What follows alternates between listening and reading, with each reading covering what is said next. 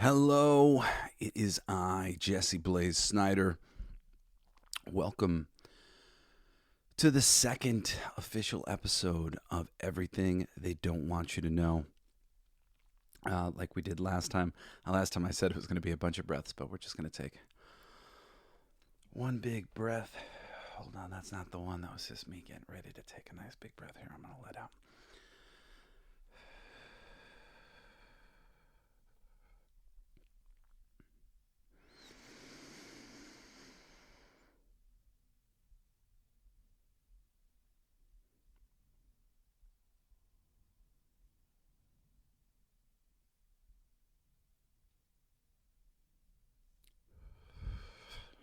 All right. Today we're going to talk about the first principle, the first principle of Hermeticism, which is mentalism. This principle states that all is mind. And what that means is, well, everything that you live in is conceptual. It may not seem that way at a glance. It's like, oh, everything's so solid. But solidity, liquidity, distance, space, all of these things are ideas. And, we've spoken about these things. Like I said, we're going to be repeating a lot of things over and over again as we talk about all these different concepts. But what came first, the chicken or the egg? The idea for both. And, one of the main principles of Hermeticism, it's not one of the principles, I should say, one of the main ideas of the structure of the universe in Hermeticism is that there's a physical world, there's a mental world, which is like you are thinking things all the time, and there's an energetic world that is here that we don't necessarily see. Somebody gets possessed or something like that. Things like that do very much happen. There are elemental beings representative of all sorts of concepts and beings like birds and animals, and the mental plane of energy that exists on planet Earth is very complex. And not to mention your interaction psychically with other people all the time. When your mom she doesn't even have to say anything. You felt what she thought, and the moms go, "Did I say anything? I didn't even say anything." It's like, we sensed it. I know what you were thinking, Mom. There's people looking at us across the classroom, and we have no reason of knowing that they're looking at us, but we turn our heads, and sure enough, there was somebody looking at us. There's all sorts of proof of fucking psychicism or whatever else, but that's that plane of things. Then there's the third plane being spiritual, which ultimately is like the other side of things that all of this is birthed from. When I do my universal laws class, I do this second as my second universal law. And usually I like to show this Vivica Pisces, which is two circles right next to each other. They're just kind of touching.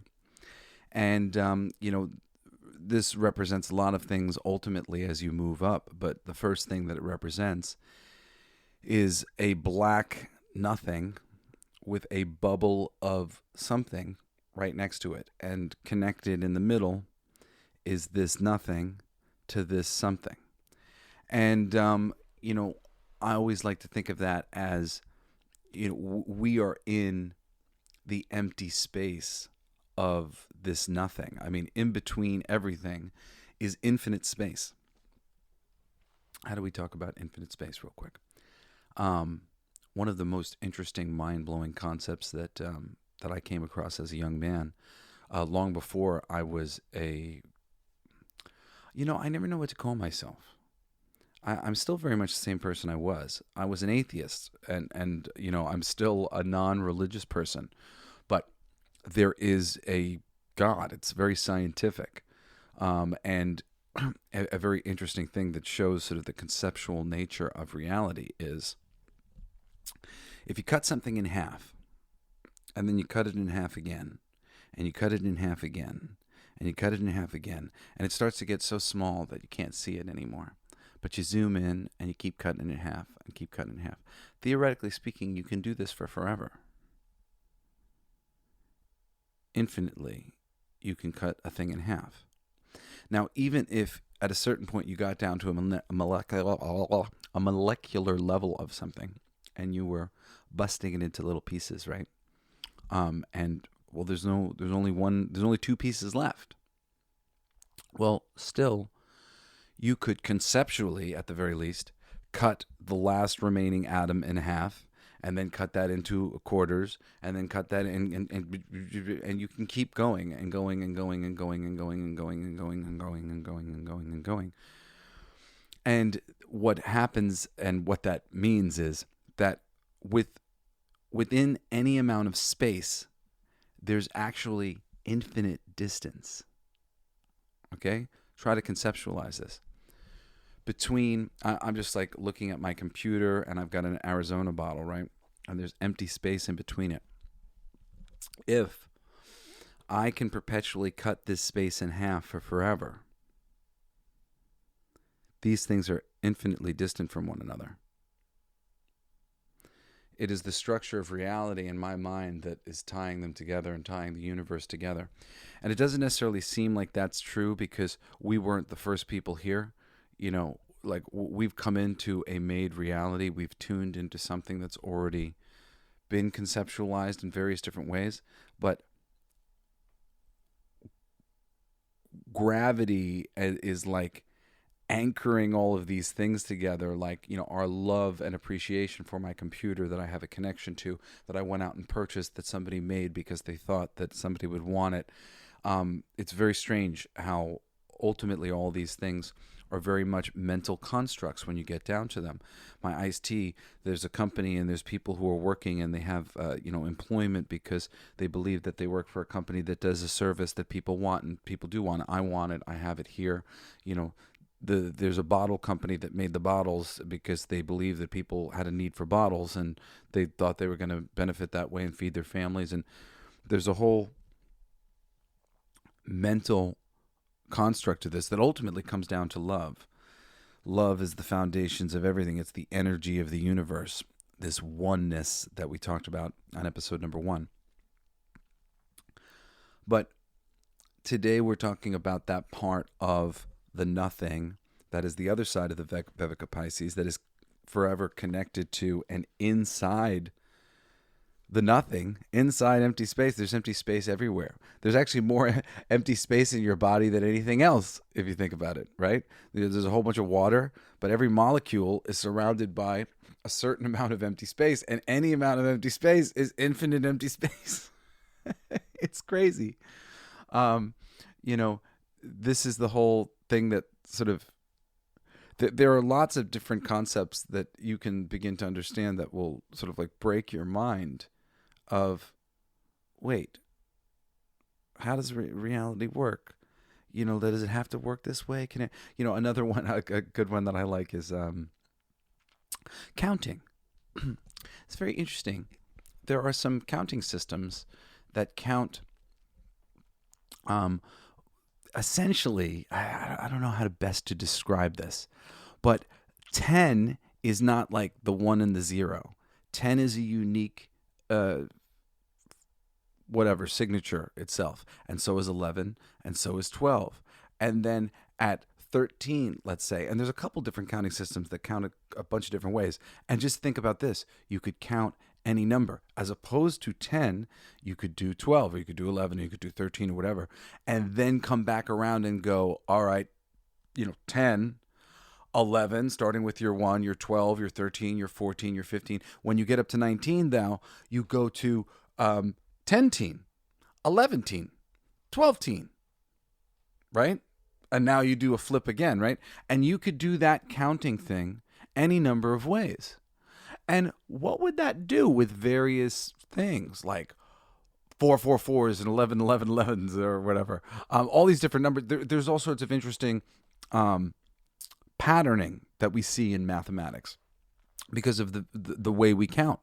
If we counted differently, what sort of results would we get? Isn't that interesting? And wouldn't it be interesting to compare and contrast those various things? Like, what about if we contracted it? There are smaller systems of counting as well. 1, 2, 3, 4, 10, 11, 12, 13, 14, 20, only up to 40, right? Like, do you understand? I'm asking you. But do you understand the ways in which this would change so many of the ways we look at math? Look at math, look at counting, look at numbers. Be very interesting adjustments. And I think that the conceptual nature of our universe is really important to understand. It took me a while because it seemed for me very much so that like what I was looking at here was necessary. But the simplest example that I will tend to go to is, theoretically speaking, we could live in a world that was just an infinite ocean, and there was no ground, and there was no up, and there was no down, and we were just swimming in an infinite ocean, I mean, and that's not the best fucking example, but the parameters that we have here could absolutely be bended and could be different from what we are seeing at the moment. There are things that could be missing in reality or whatever, or done differently or look differently. There's math that could go differently, as we see with if we were under a different counting system. It's interesting, like with music, harmonic frequency is supposed to be, for like human body, harmonic frequency is supposed to be like 432. And for whatever reason, we do our music in 440, which is non-harmonic, even though something like detuning will get you closer to something like 432. But there's like a harmonic configuration, but then there's also a different configuration that you can make. There are lots of ideological configurations that will bring you different results.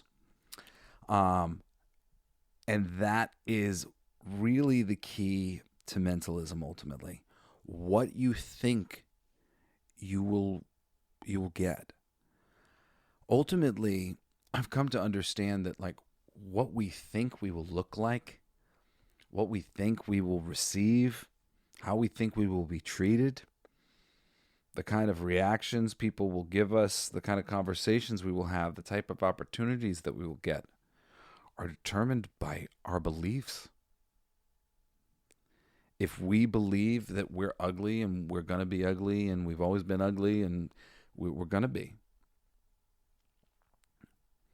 If we believe that we're beautiful,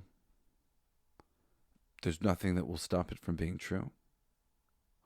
And I like to say, and I really believe it to be true, everybody's got their something that they believe wholeheartedly. And it's like some ridiculous belief that they believe is true for them. I don't know. But for some reason, I never get sick. Or whatever it is. There's plenty of them. And, for me, there's all sorts of weird ones, kind of like weird things that like, I'm just like, I don't think that'll ever happen. I'm not worried about that at all. And like I really genuinely feel like there's like tons of things that, people kind of worry about in terms of like dangers or whatever else. And I just never, I don't care. No, I'm not giving that any energy. And I don't know why that I always knew, because like this is a key to mentalism. And I mean, this is part of,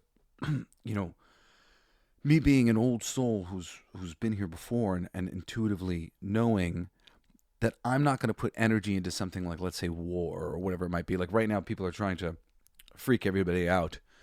Oh my God, it's going to be war. It's going to be civil war. It's going to be all these things.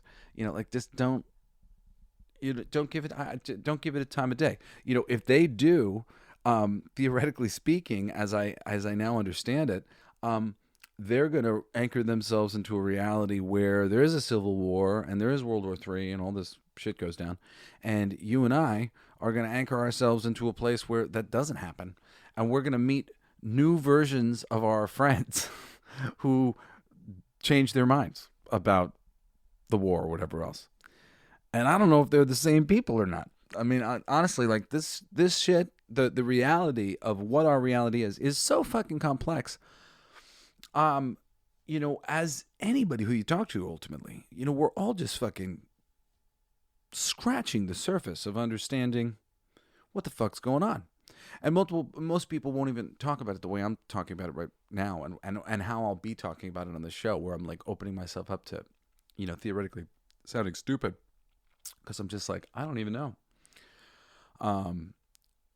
But I do understand the principles, and for, where they say, like, I know enough to be deadly, and you can too. Because understanding the basic principles of reality are so important in a mental world. The principle of Hermeticism, the first one is all is mind. We are in a fucking mind. In Kabbalah, they don't have the mentalism thing, but it's like, it's built into so much stuff. But the mentalism, perspective, to understand that properly, you are a mind. And this whole reality that we're in is a projection. If you look at it through the lens of quantum physics, they're showing, it's a virtual reality. There's a lot of things that demonstrate that it's a virtual reality. But I mean, I'm not your guru for detailed information about whatever. For me, the reason why I'm really useful is because I prance around and absorb as much fucking big picture information, understanding of things as humanly possible. But like dates and fucking, things that I don't need to fucking remember, I don't remember. And I'll write things down or whatever before a show, and sometimes so that I have like, some things that I want to reference. But, it doesn't actually matter, so many of these details. If you can, not to say take my word for it, but if you can wrap your head around these concepts and go, I see this, I'm recognizing that I am living in a mind that is ultimately all a reflection of one thing. Pieces of a mind of God, for lack of a better word, that we all live in, but the God is like, what I used to call the cosmic fishbowl. A lot of people's concept of God is like, oh, there is God standing on the hill. God is like this fucking gigantic mind that we're in. And, it's even, stranger than that, because there's like this like sleeping, slumbering God that we all came from, this nothing. That is the empty space that is infinite, around all of us. That is just sort of like kind of frightening in its scope of how much infinite empty space we're surrounded by, and how much space that is, that what can be in there. And what you realize, as you start to work with dimensions and try to really wrap your head around these things, is that like, well, what can be in there? Like anything. Dimensions can be in there. Dimensions of reality can be in between every fucking infinite piece of space that's everywhere. There's infinite space everywhere. What can be there? Fucking Bigfoots can come out of freaking nowhere. I know that seems like a bizarre sort of thing to say, but when you go dig into Bigfoot research, and you can see that people will have interactions like that.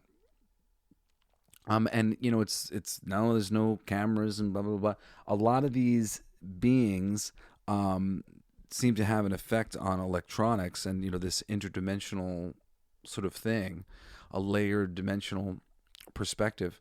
Well, what kind of technology are they using to go between dimensions, or what kind of powers and abilities, or what are they tapping into to go between dimensions? Again, it's like these are things that there's not really great fucking explanations for. I mean, there's plenty of fucking theories. As I've maybe mentioned before, I mean, the important thing about being, I fucking hate the term, conspiracy theorist, the fucking CIA. I do believe they freaking absolutely planted that in reality to give rise to dissension against people talking out against the fucking wibbly wobbly stories that they put out about various things at various times. It's crazy. The fucking conspiracy theories.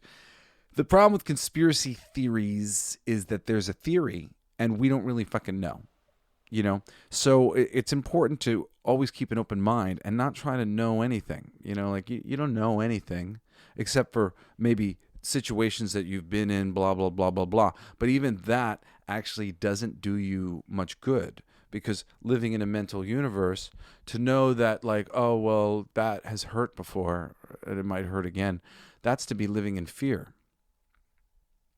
I've talked about this recently, and it can be a very hot button issue, to talk about with somebody, but there's a lot of truth here. Mentally, when we have what we think of as like some sort of like disorder or whatever, and we're out of balance, and then we go into a complete deprivation mode about the thing, we've thrown ourselves into imbalance in the other direction. We would theoretically want to be in a place where, like, it would be different if we just sort of decided one day that that wasn't serving us anymore, and we were mentally at peace with it in our hearts and our minds, and we were like, I'm moving on from this substance or this thing. I don't need this anymore. I don't like this in my life. That's great. That's growth. However, when we're like, oh my God, I gotta get away from this thing.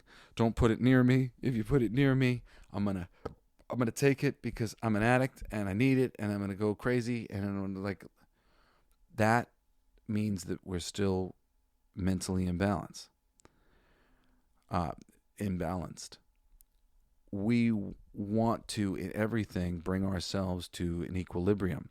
There's a great saying, everything in moderation, including moderation. I love that. It's really the truth.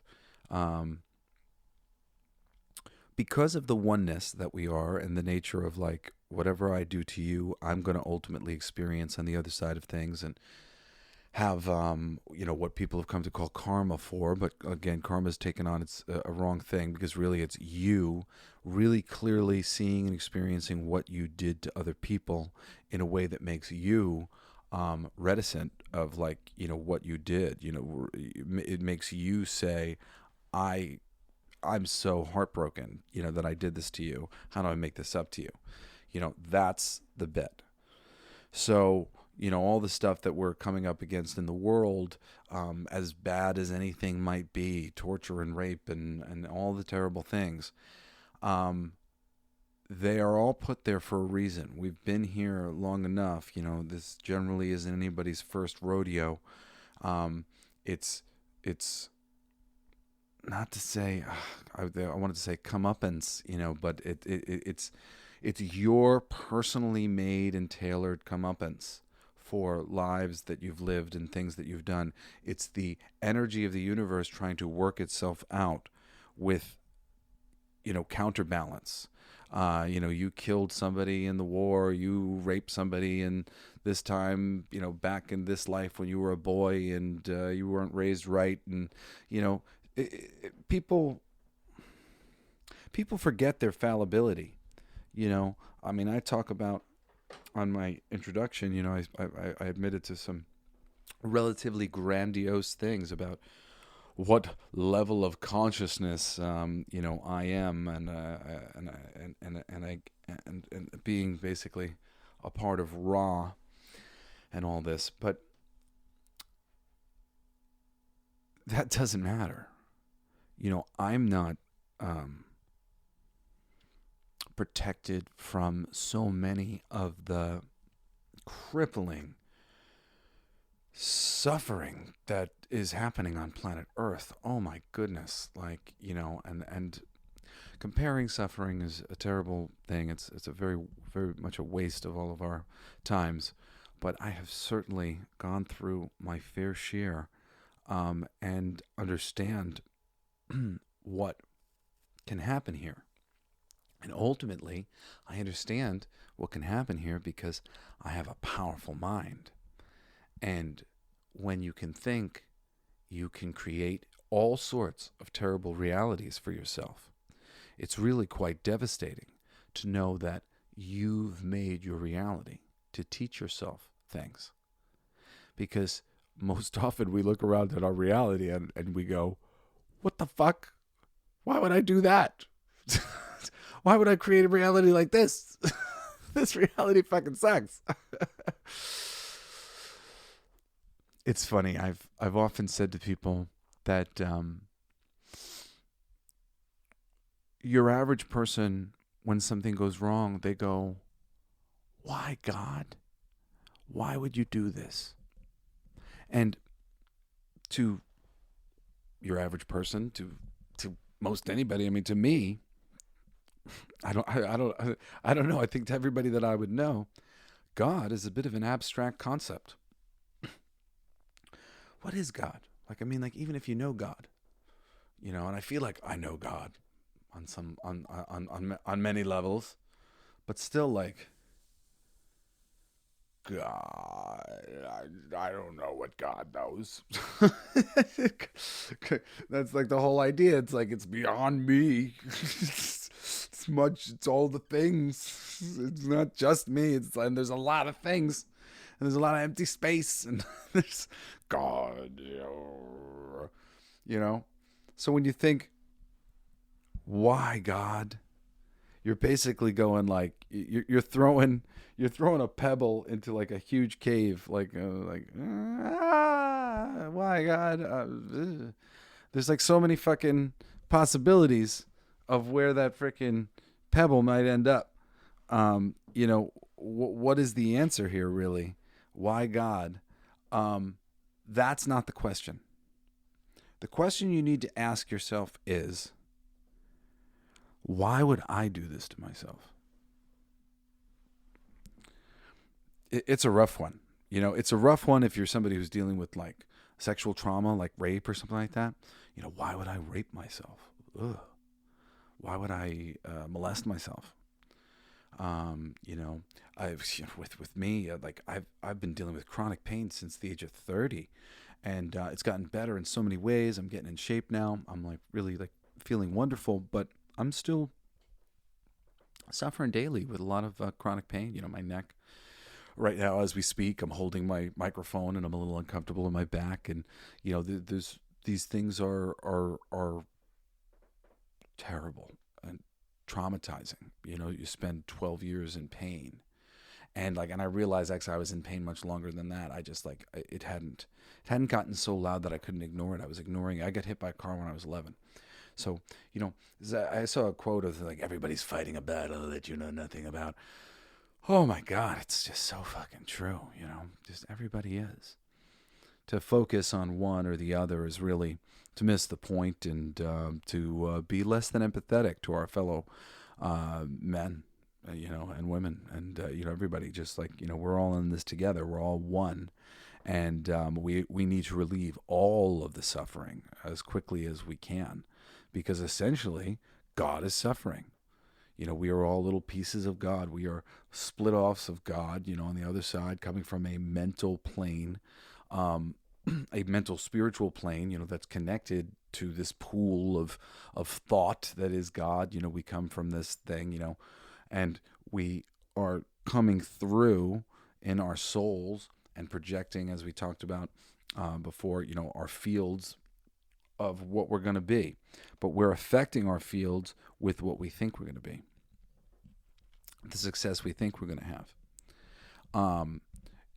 Like I said, it's unfortunate, in this world, or I don't know. It's like fucking aggravating.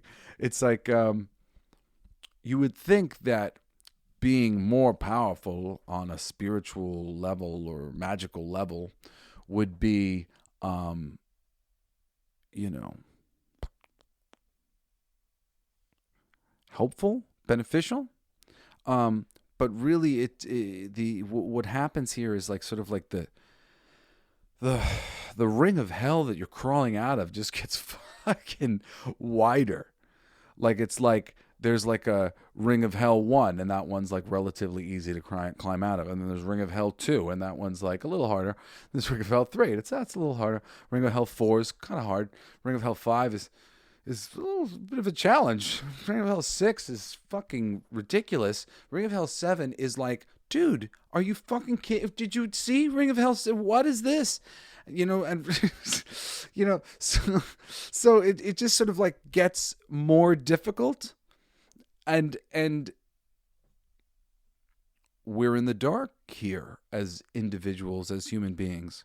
You know, the best we can hope to learn, unless you have like military access or into one of these fucking secret societies that I would avoid at all costs, because they're just like, all of these groups are unfortunately very corruptible.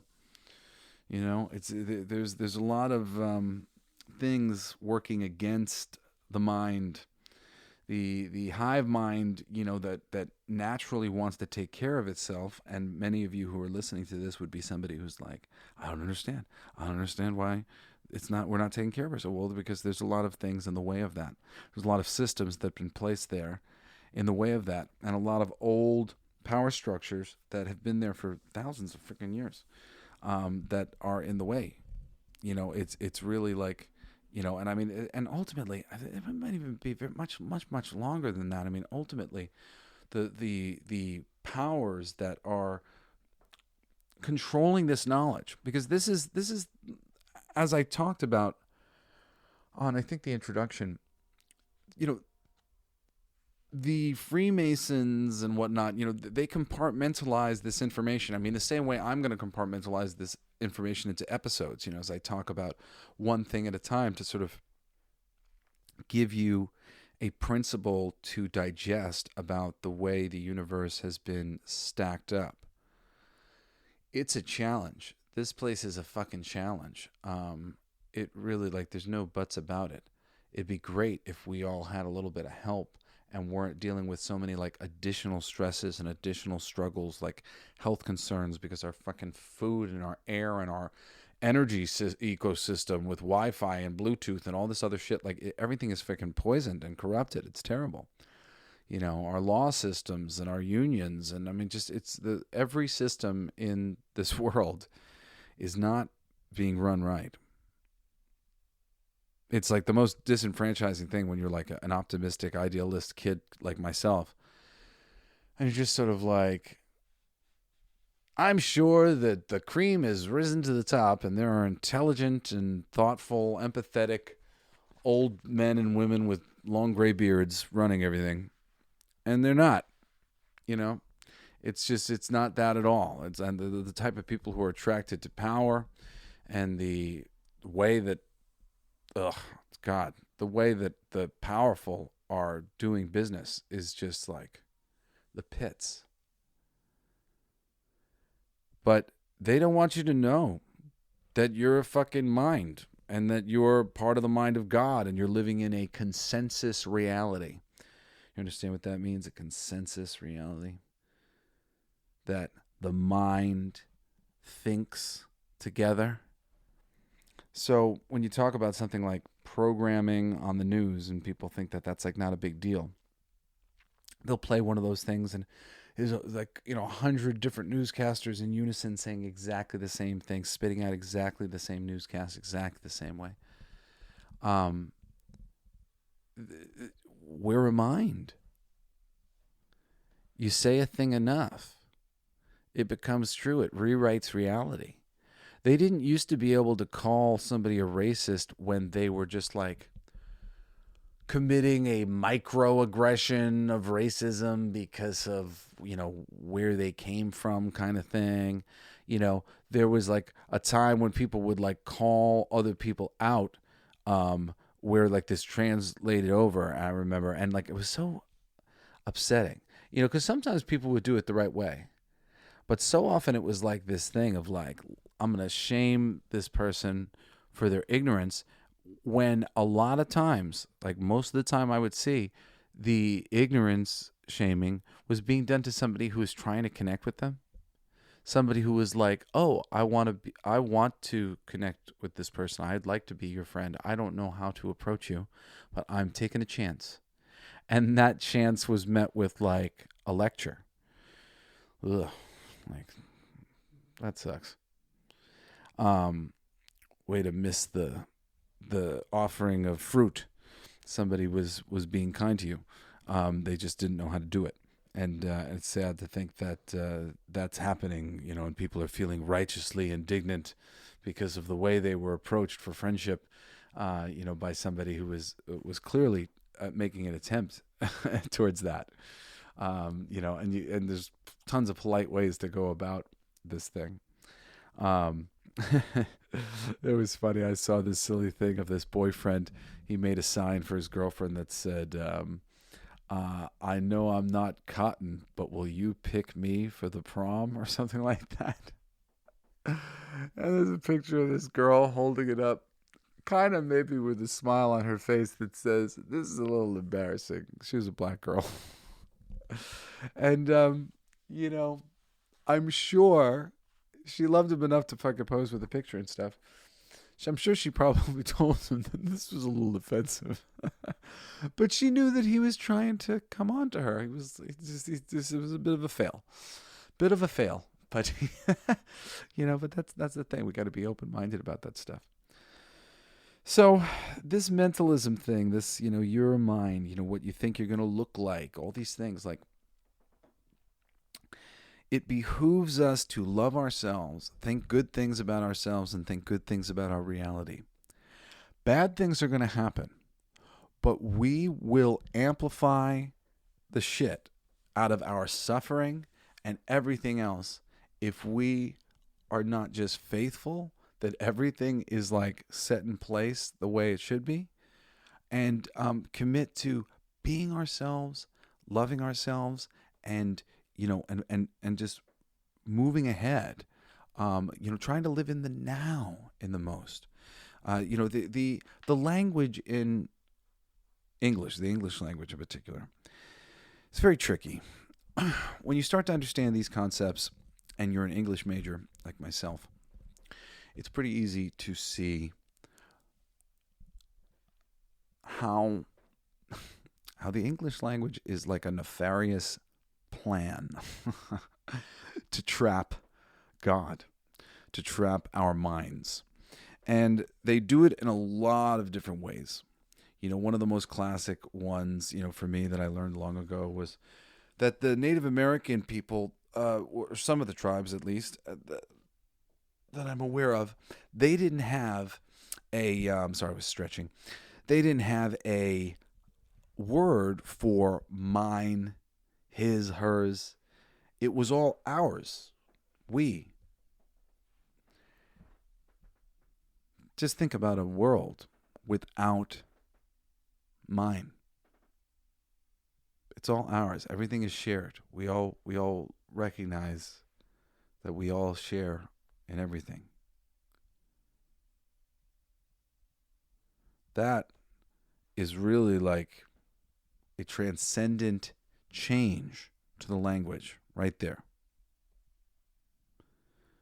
It's funny when people talk about the pronoun game or whatever, and they go, it should be they, them. And then there's like fucking 50 million other ridiculous pronouns. And I'm like, I'm totally with you on the they, them thing. Because scaling it down is a unification and an acknowledgement of the oneness. And this is important for the mind and the way we think. Because by dividing everything into little different pieces, we divide ourselves up in more and more ways, and we disconnect ourselves from that oneness. Another way that this happens in the English language is how they make everything degrees. Something can be good, it can be great, it can be greater, it can be the best, it can be even better, it can be excellent, it can be incredible, it can be extraordinary. There's a fucking amazing amount of degrees, and it goes down as well. How was it? It was okay. It was crappy. It was terrible, it was awful, it was ungodly, it was like, like there are degrees of everything. Degrees basically separate us from the fullness of our reality. If now we can choose to pick a degree, a shade, we're basically tuning ourselves in to the various things by describing our state. We're this, we're that, we're... In theory, we're infinitely good all the time. But now we're like some degree of this thing. Interesting. There's another part of it that is putting us in the past and putting us in the future. It's kind of difficult and rare that you hear anybody talking in like the now. Everything tends to be, I did this yesterday. These are the things that I've done. We are going to do this. We're thinking about that, whatever, and it's demonstrative of, people are living in the past as a sort of like explanation for themselves now and in the future, looking to the future as well before we get there. We're trying to control our fates. I've come to realize, and this was a hard one, that the first place I learned this was with my kids. And I knew that I wasn't supposed to put the same fears upon my children that I had picked up. I had learned a few different things about the world, but that was the world for me. Their world was going to be different, and I shouldn't project those fears onto them. And I learned this because my father and mother had kind of projected a few different fears onto me that turned out to really not ultimately be true for me and didn't serve me very well, because I just went along with what they projected onto me. So sort of seeing that, I was like, you know what, I'm going to try not to do that to my children, to project this world onto them. But now what I've really come to realize is it goes much deeper than that. The mistakes or whatever that I made, the ways that I did things yesterday or whatever that didn't work for one reason or another, it doesn't really have anything to do with all these details and explanations that I've come up for them. I don't need to carry the failures and mistakes and thoughts of how things happened yesterday into tomorrow. I just have to have a good attitude about what I'm doing. I just have to do it with love. And I have to do it with, sort of a gratitude for the gift already given, with no specific expectations beyond your success. Money is coming and opportunities are coming. And what are those specific opportunities? Where will that specific money come from? You don't know. You don't care. You don't fucking need to know. You just need to be thinking the right way. Think, and I know it seems so counterintuitive. I'm going to think I'm beautiful. Yes, think you're beautiful. I'm going to think that I'm doing my best. Well, yes. And if you're not doing your best, then do it, And for me, my best, and I don't recommend the beating yourself up for not exactly feeling like you're doing your best. I mean, like I've been better at not beating myself up because I have been doing some of the things that I, planned to sort of do at my best, and I sort of forced myself to do them. And it has been making me feel a lot better.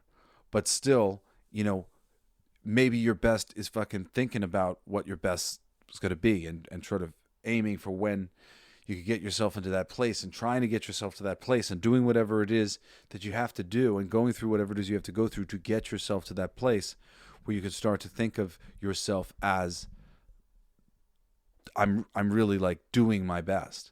But like I'm doing my best to do my best is okay too. Baby steps. There's a great lady who teaches the laws of attraction, and on like episode 13, I'm going to talking a lot about laws of attraction, but she's Abraham Hicks. She, what do you call it? She channels a guy named Abraham. Her information is so fucking consistent. And, I was using her for parenting advice and, so many different things. And, what she would talk about was sort of like the stages of grief involved with sort of accepting various things that you may have to accept so you can get past them and bring yourself to a place of contentment with whatever the situation may be. And, it sounds easy when I say it like that.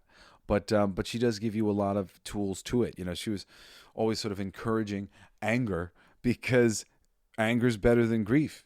It's like, oh, I'm devastated. I can't do anything. I'm angry. I'm going to do something. I'm angry. I'm going to do something. It's great. We can do something with that energy. And, slowly getting yourself to a place of, this is silly. I got this. I can do this. I'm strong. I'm powerful. What a good lesson this was, whatever it might be, to properly bring yourself into alignment with the situations. Because ultimately, as fucking aggravating as it may seem, all these situations that have happened in your life are essentially like synchronicities from the other side sending you a message. And to a certain degree, we got to be like, thank you, sir, may I have another? But that comes with being cognizant of what the other side is saying. Because if you don't get that, then it's going to be a dark and dreary journey, because there is a conversation going on and it's very subtle, and most people have their heads up their asses about it, and it's synchronicities on your clocks and TVs turning on when you don't fucking expect it, and interesting experiences in meditation, and this odd experience at this park late at night with a star and a UFO, and everybody's got some weird story. I literally have a friend of mine, Michael Zinn, shout out to Michael Zinn, who I used to do a show called The Live Stream of Consciousness. He still does it, and we would bring on different people and ask them about their personal kind of journey to spirituality, and everybody's story was just so different. Everybody just comes from so many different backgrounds and so many different things. It's not a religious thing. This isn't religion. For me, I'm very, not to say that I'm anti-religion. I respect anybody who wants to be a part of the religion, but I really do hope that they can keep themselves away from dogmatic thinking, because often within these structures, a lot of cult-like thinking comes alive. And then we get people who are rigidly locked into something. Because what do we say? Everything in moderation, including moderation, which means there's an exception to every rule. Right? There's an exception to every rule. And that's like a law of God, that there's an exception to every rule. Like, there will always be an example of somebody doing the thing that you think they shouldn't do that will be completely justified within the eyes of God. And maybe it's a murder that you witnessed. He killed that man in cold blood. And then you go back in time and you see what that man who he killed in cold blood has done to him in other lives. And then you see in this life the situation that brought him to this thing and blah, blah, blah, blah, blah. And you realize that it was sort of written in the stars that he was supposed to do this because this was payback from the blah, blah, blah, blah. And you don't fucking know shit. I don't know shit. I know that there's complex answers to all of these questions. And I know the basic structure of so much of the things that are going on here in our universe, because I've studied things like the principles of Hermeticism and been putting them into practice and really viscerally understanding them for a long time now. And these are the concepts that you need to know. You need to know that all is your mind. And it seems so crazy. You might be sitting out there going, Jesse, you mean to tell me that if I think I'm beautiful, I will be? Yes. And think about this real quick, right? Because I know the people who are listening to me, I know you're smart. If you think you're beautiful, you are. Think about it. Feel it for a second. I think I'm beautiful. Feel it. I think I'm beautiful. I think I'm beautiful. You're beautiful. Nobody can take it away.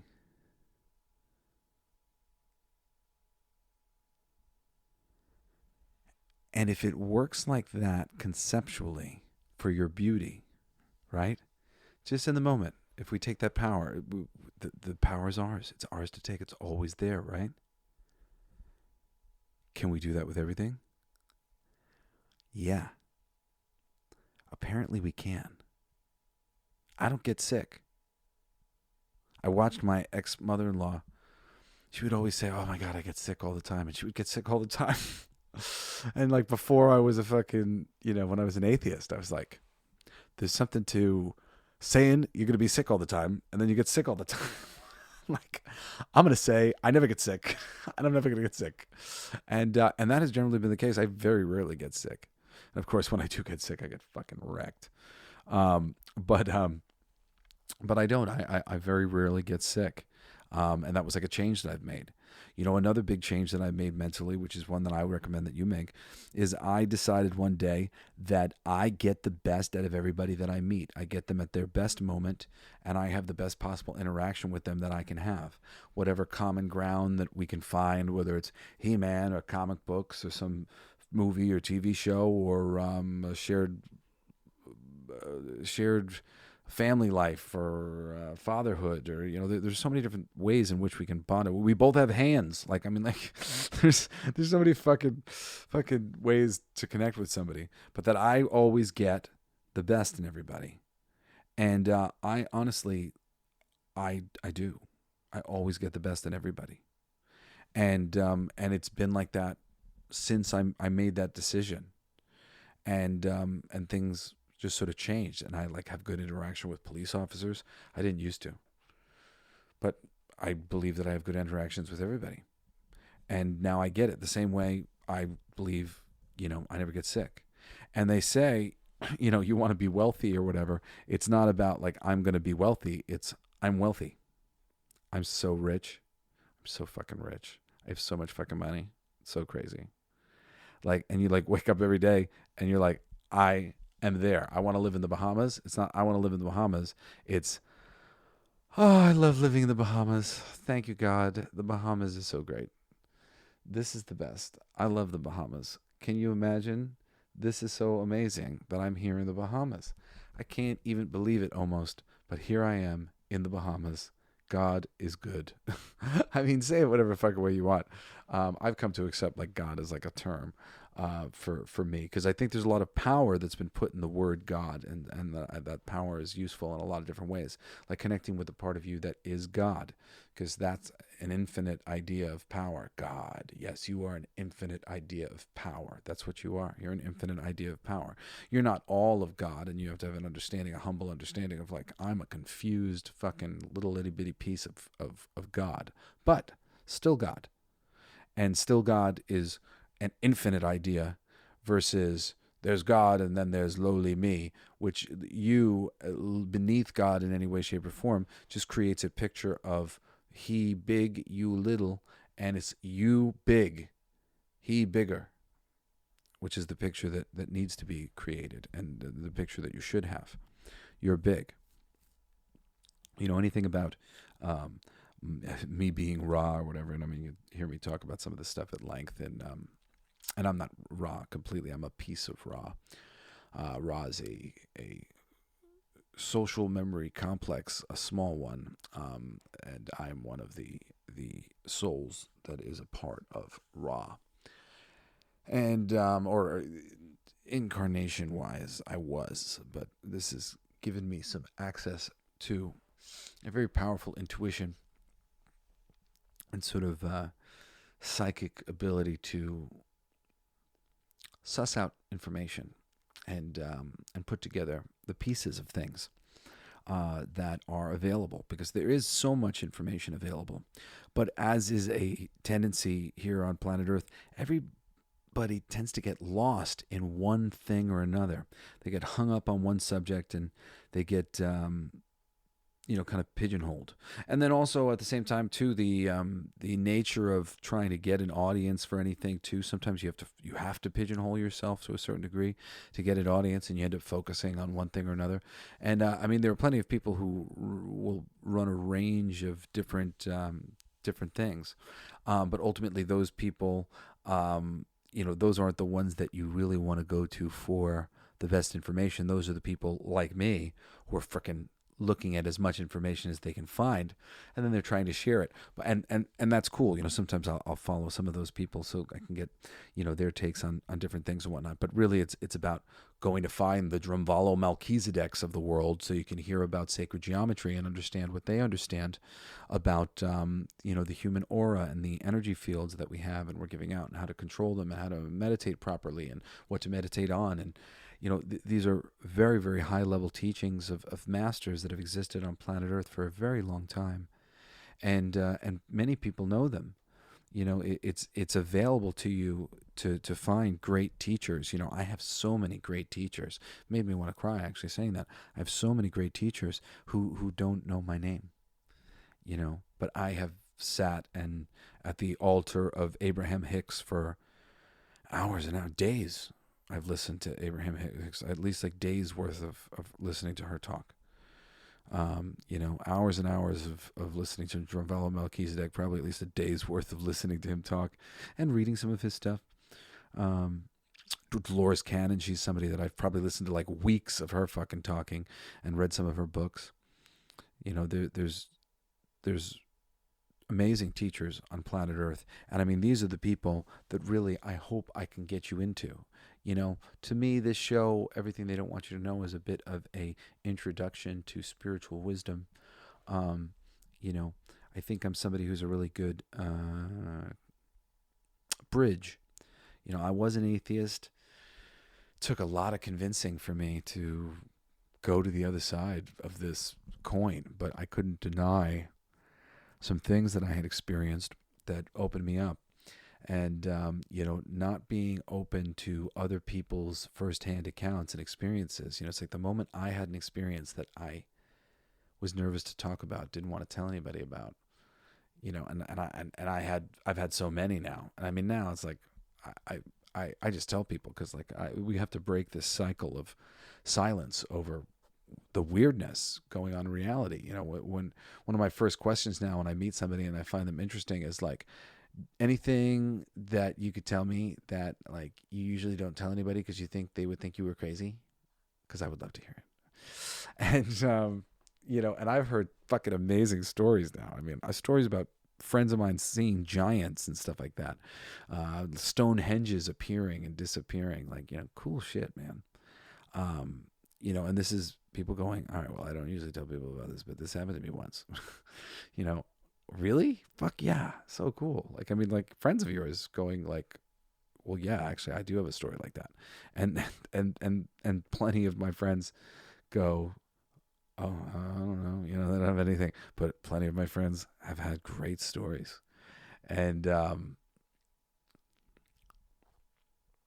this is a mind, because the consensus reality has limited what's possible in the mind down to this partisan place of human beings yelling at each other and plundering and destroying the fucking atmosphere and polluting the fucking planet completely and all this shit. It's basically because something happened once and then other people believed that it would happen again. They started planning against it. Right? Like, just think about that, right? I hate this in comics. In comics, there's like this like thing that they'll be like, well, the Joker wouldn't exist if the Joker was an escalation in crime to meet the escalation in heroics that Batman represented. And unfortunately, in our reality, that does exist. It's supposed to be the other way around, that the villains bring the hero to rise to the occasion, not the villains rising up to face the hero kind of thing, which is like, for me, absurd and like presenting a backwards universe. And it is. But this consensus reality believes that, oh no, prepare for the storm and run out and get your water and fill up your oil and get everything ready because the fucking storm's coming. Well, that's just like rain dancing for fucking war and calamity. Granted, nobody's good at rain dancing because like if they don't really want it to come, but they're ultimately pushing us in that direction. If they were really going, wow, here it is, praise the Lord, the war has come and the infidels have been smashed, and like all in unison, I think they could actually fucking take hold of God and make it happen. Because enough of God's mind would want the same thing, and that in unification of the mind of God is the thing that God's ultimately trying to accomplish. It's trying to reconnect itself and reconnect itself into a harmonic frequency where it's helping itself. It's like, imagine we are all connected to God, and God is, let's say, imagine there's like a blanket, and now under the surface is like God, and on top of the blanket is the people, okay? And now I'm underneath the blanket with my hand, and my arm is God. But at the end of my hand, my arm, is fingers, and these fingers are people, and I'm going to push them through the surface of this blanket to the other side, these fingers. Now, these 4 fingers that are all attached to God, does it make sense for them to fight? Fight. They're a hand. They're the hand of God.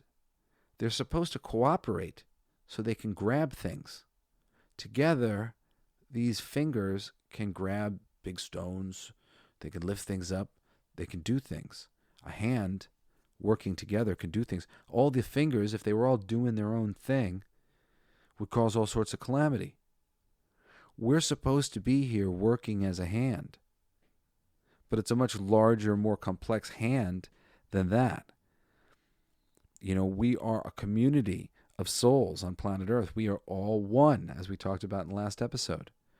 And we're all a mind. So we all have to get our minds right. And we have to get our minds right for each other. Because this oneness and this like effect of mirroring with one another, we're letting each other pull each other apart and affect each other in all these really debilitating ways. We're hurting each other and strangling each other on an energetic level. Again, that book that I would recommend, The Field, is a really good one to read about, the way how important your field is. Your field is the number one thing because it is the idea for the chicken and the egg. Much better than the chicken or the egg. The idea, much more important. And into that idea, your thoughts go. You feed that energy pattern and change that energy pattern with your thoughts and attract various things, because of your energy pattern. The mind is very tricky. Count yourself lucky if you don't consider yourself super energetically, powerful, because it'll be easier to adjust your feelings about various things and get yourself on the right path of balance and living in the now as quickly as possible.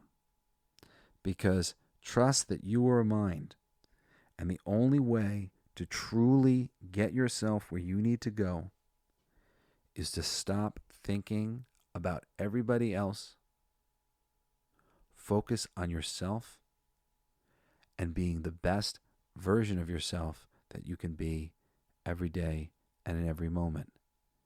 And again, I say, working towards that, knowing that you're working towards that, knowing that you're thinking about that, knowing that that's important to you, knowing that that's the end result you want, that's it.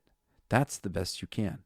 Sometimes the best you can is just aiming for it in your mind over and over and over again until you get so damn frustrated that you fucking do it. For me, it was a bit of a relationship thing that like, really kicked up of like, I want to get to the gym. Like I've been wanting to do this for a really long time. Like I need something to do. I was just sort of like waiting for my love, and I needed to go. I needed to do something for myself, and I wanted to do that for so long. And when I finally started doing it, I was so kind of mad that I hadn't started doing it sooner. It was so rewarding. It's been so rewarding. I'm going to be going to the gym in a little bit when I finish here, and I've been so proud of myself. I did a whole bunch of things that I've kind of fell off on a little bit of, just trying to like get myself doing things that I liked, that I've always wanted to do for myself. But, the gym has just been the best. I did a whole episode of Coolest Geek Alive on geek bodybuilding on Mike Metzler's Metzler's bodybuilding method. I really highly recommend it. Highly recommend that book, and it's great shit. Anyway, I think I've talked enough today about mentalism and and the principle that you are living in a mind, baby. It may seem solid, it may seem like reality, but reality is just an idea along with all these other ideas that we're living in. And there's an idea space of your brain interacting with all the other pieces of other people's brains. And then there's another space beyond that, the godly spiritual realm of things that is perfect and love and knows all the things because it's already thought all the things. And this physical reality is just a manifestation of that mental universe experiencing itself, working things out. I hope that you will dig into many of the concepts that you hear me mention today. For me, always as I look around and listen to different things, I'm always looking for new keywords. And I'll be like, oh, what's that? What does that mean? Let me go look up that. Kabbalah. What's Kabbalah? Okay, what's Hermeticism? Okay, let me go check that out. What's the law of one? Ra. Okay. This is the way for information. When somebody tells you something that you don't know, say, I don't know. Can you tell me about that? And then you'll learn things. I never pretend to know anything that I don't know. I'm a very smart person. You'll hear me say things that are like relatively bold and grandiose on this show, and I don't mean to be any sort of braggart at all. So many people can teach me things. I love learning, and like really, like if I can learn something from you, like I will worship at your altar. I love a good teacher, and I really do believe that everybody is a good teacher. I was going to say earlier in the show, a good friend of mine's father once told him that in every bad neighborhood there are good people, and in every good neighborhood there are bad. And I wholeheartedly agree, and I add to that, in every good person there is bad, and in every bad person there is good. And you can use your mind to bring out the good in everybody that you meet. You're Jewish and you meet a Nazi, if you believe that you always get the best out of everybody, well, you and that Nazi are never going to even know that each other or have any problems with each other. You're just going to have a wonderful interaction with each other. And maybe you'll find out afterwards that he was a Nazi and he'll find out that you were Jewish, and it'll be beneficial for both of you, or whatever the fuck needs to be the case. But if you have the right attitude about the world you live in, you will get a reflection of that attitude. Your attitude is everything. And an attitude of gratitude towards God for all these things that He has already given you. Even though He hasn't necessarily given you any of the things that you have to basically be pretending that you already have. That is how you bring things into existence. That is how you've accidentally been bringing things into existence all along. You've been accidentally coming to think and believe things over time, and you've created a world that matches your beliefs. It's just true. Everybody's right. Everybody's right about their world that they've come to that matches their beliefs. What you believe, you achieve. What you believe is true. Anyway, I'm Jesse Blaze Snider, and it was really awesome doing this episode of Everything They Don't Want You to Know. I do some shows that are much less serious than this. I do every Wednesday and every Sunday. I do a show called Coolest Geek Alive. Oh, sorry, not Sunday. It's Saturday.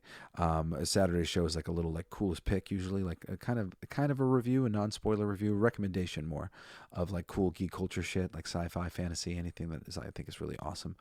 And then Coolest Geek Alive is like sort of just on the culture and entertainment stuff in general.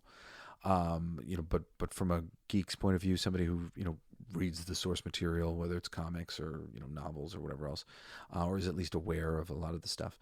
I've worked in that industry for a very long time, and comics in particular. And then every Monday night, I do a show called All Your Favorite Bands Suck. It's a feature of all my favorite bands, essentially.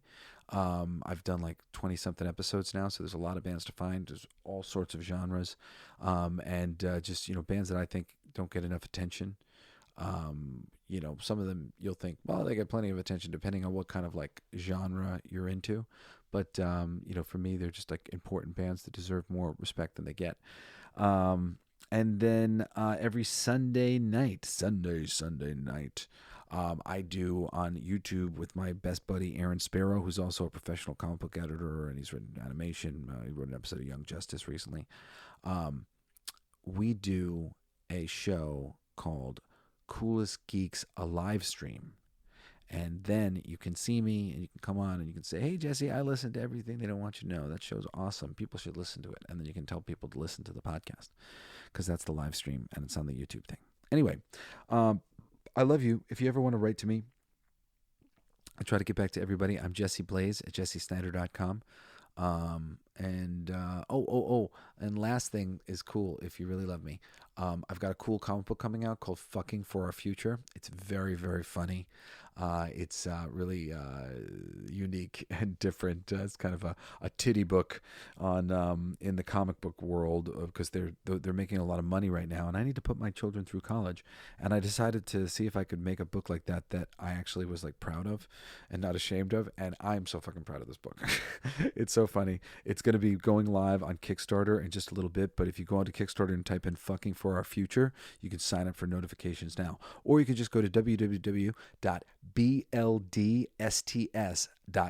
That's Blacklight District Studios. bldsts.com. And there's like a whole preview for the book and everything. Anyway, I gave you my email. I'm also on Instagram and the Twitters. I'm Coolest Geek JBS. Anyway, I love you. I hope you will join me again next week for a fucking awesome episode of Everything They Don't Want You to Know, when I think we're going to get into polarity, because that's the thing that I definitely most want to talk about. Anyway, polarity. I'm so glad to be doing this with you guys and like talking to you guys about this stuff. These are my favorite subjects to talk about, and if you stick with me and you really start to understand some of these concepts, it will be a very rewarding experience for you, I promise. Thank you so much for giving me your time, listening to the end of the show. I'm grateful for you being here. See you next time. Bye.